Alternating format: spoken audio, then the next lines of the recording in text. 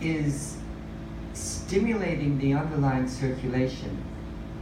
And so we're constantly energetically adjusting ourselves simply by random touch, that the intrinsic body is performing in order to keep us in homeostasis, in alignment. So, topographical medicine begins with us. We're constantly, scratching ourselves, or doesn't it feel wonderful to, in the shower to rub on scalp points? The process of self-touch, it is ancient, and it predates acupressure. And so I would like to also introduce some methods on self-healing, breathing, self-touch methods, also in a while. And then the last aspect of the lecture is living in our physicality, living in our structural makeup. See, we have a quite unique skeletal frame. We're like this, an upright skeletal frame. And so nature sculpted this pretty amazing body to extend upwards and look to see what's out there. The anatomical orbital is designed to look into the distance, to see if there's food out there or perhaps a predator. Now, 10,000 years ago, human beings transitioned from an extended upright frame, extension meaning backward bending. 10,000 years ago, we went from this to this. Now, what does that mean? We have bad posture? It means that for thousands of years, for millions of years, we were following the migrating herds, and we were looking out to see what's out there. Then we began to harvest. Then we began to dig holes and start bending forward. Now, this had its pros and its cons. The big pro was more food, which afforded more leisure time. This leisure time we used to bend over more. So look at the evolutionary process, okay? 10,000 years ago, it took 2.5 million years or so to sculpture this. 10,000 years ago, we started digging holes, planting, weeding, looking at close objects. More food was produced. Then, with the advent of more food, we started building, and we took some of those wild animals and domesticated them. So we didn't have to follow the migrating herds. This entailed bending over more. Then came the famous chair, which all of you are sitting in right now. You notice I'm standing in an extended posture. But then came chairs, right? So we go from this to this.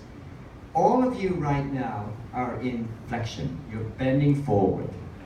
As a matter of fact, 95% of the time we're bending forward. And so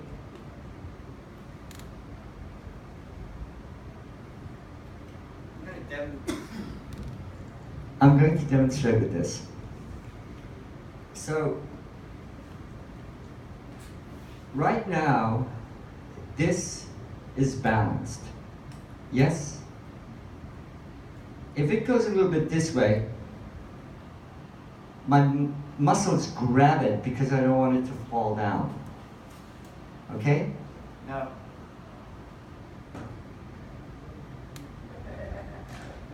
I am going to take my book, Cha, and pretend Cha is my head.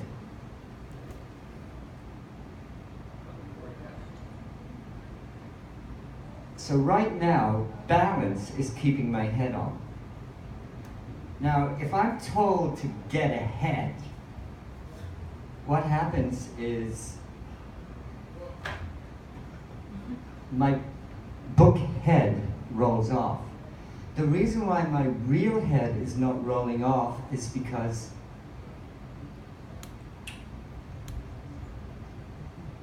contraction.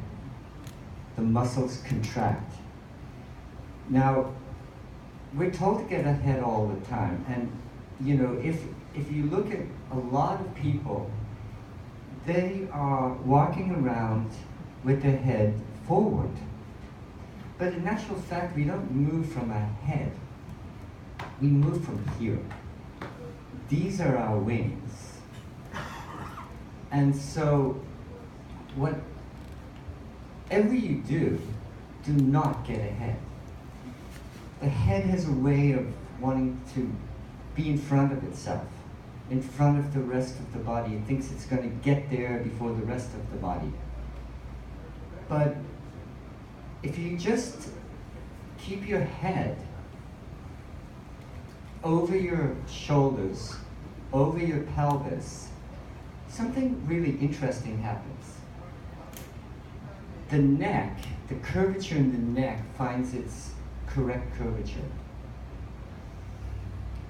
The curvature in the back gravitates towards more of a comfortable placement. And throughout the day, I mean, if you're bending this way all the time, gravity is going to eventually prematurely pull you down. But not until you become arthritic, osteoporotic, bone and joint disease. So,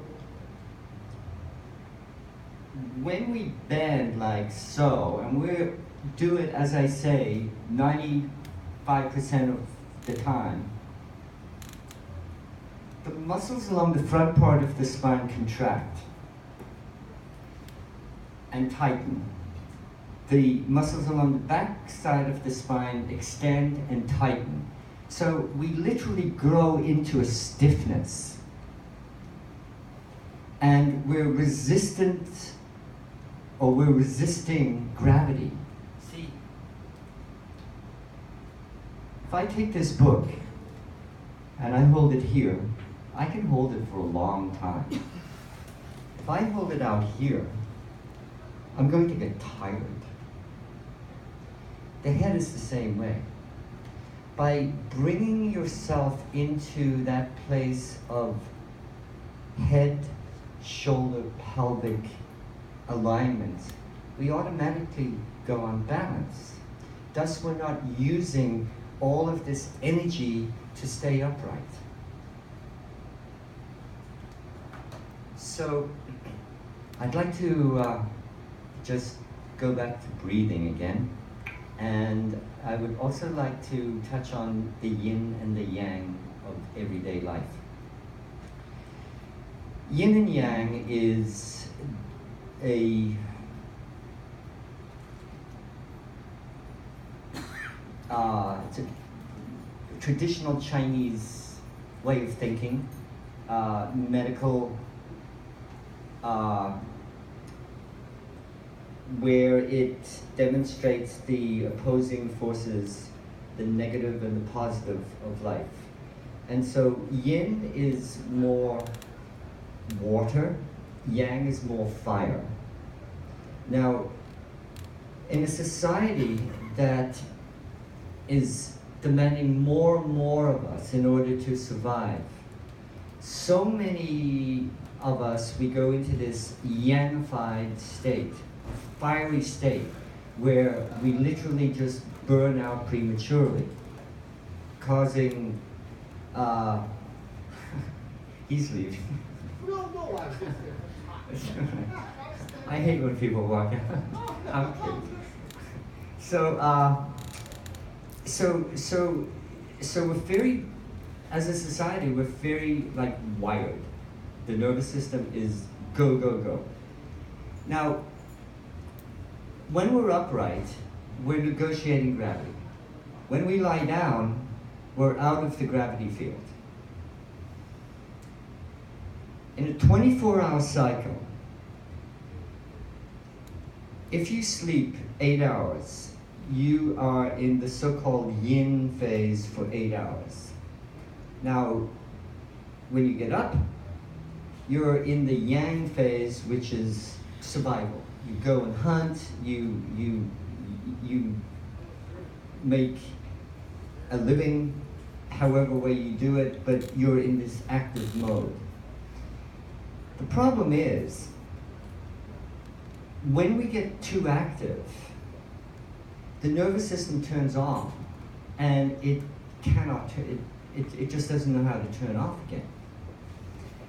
And so what I advocate, and which I strongly advocate in my book, is taking time out during the day to yinify.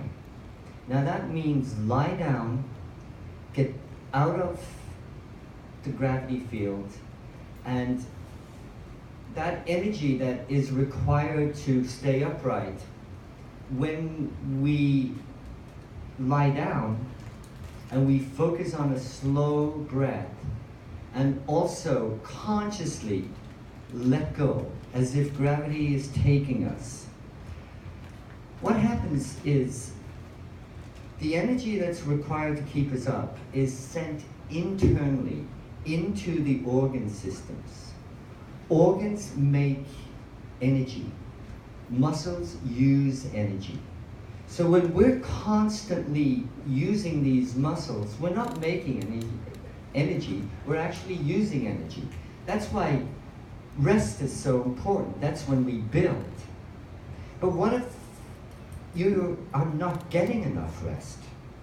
What if during that 16-hour phase where you're active, that you're going on this nervous energy that is just ciphering from your organs? That's what we call stress. So what I advocate and what I practice, it's my drug of choice actually, is to actually lie down during the course of a day and send the energy internally. And I love to just find time at my office, at my home, and just lie down and consciously just let go. Breathe slowly and let go. When I finally come back into my active day, I have a lot more to go on. Mental and emotional clarity. Simply by just retreating inward during the course of this hectic, fast-paced, internal and external world we live in. When we can slow down, we live longer. Species that breathe slowly and move slowly live longer lives than fast-breathing species. We too are part of nature, designed to breathe slowly and slow down. I compare it to taking a step backwards to go miles forward. Now you may ask yourself, look dude, I don't have time to slow down. I've got things to do. Well, give it a try.